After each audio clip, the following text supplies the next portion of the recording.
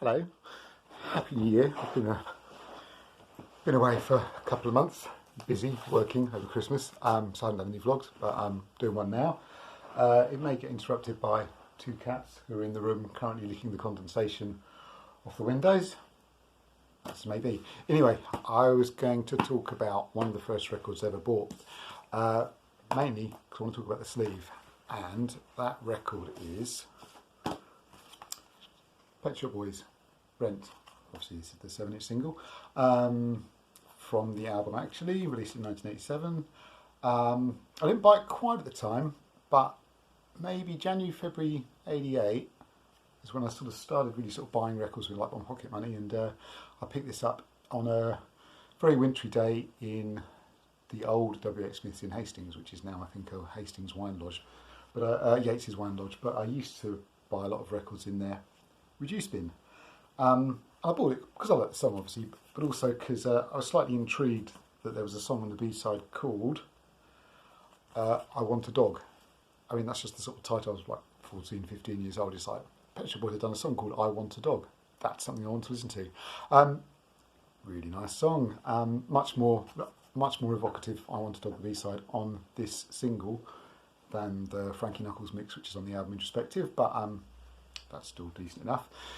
But what really sort of captured my imagination when I bought this, and probably led to buying a great many more records since, was just this photo on the cover. You can see that there's Neil Tennant and Chris Lowe from Pet Shop Boys now standing at the end of a station platform at night. It's very damp, you can see damp on the platform.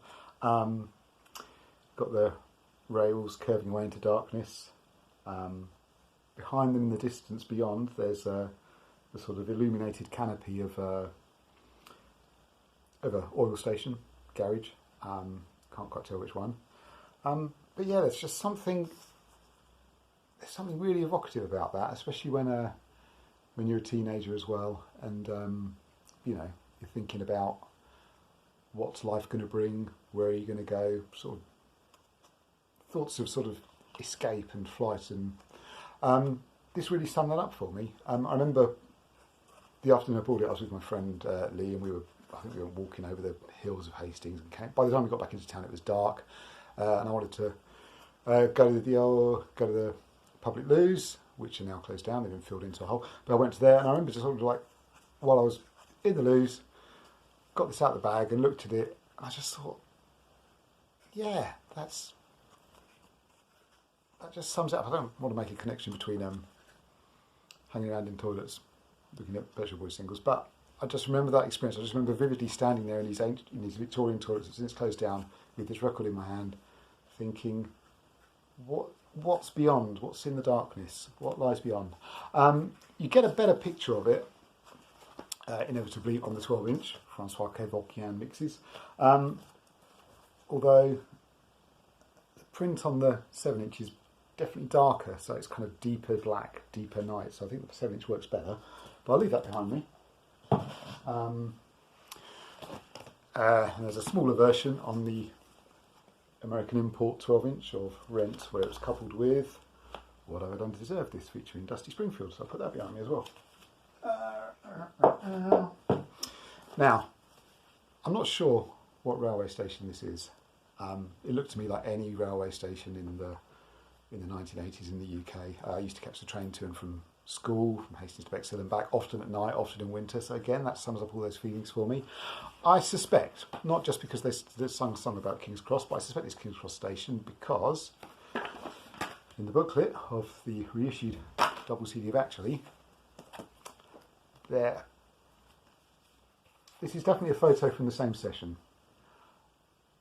Is that King's Cross Station? I suspect so. The video is filmed at King's Cross Station with Scouse actress Margie Clark in it. I think it's King's Cross. It doesn't matter that it's not King's Cross. You can imagine it's anywhere. But yeah, I mean, I'm not talking about Rent the song, because I suspect most people know Rent the song. Rather slow, evocative ballad, different mix on the 7-inch to the album, just shortened down to make it more succinct. Sounds great on the record. It sounds great possibly because it's so crackly. And look, do you remember this?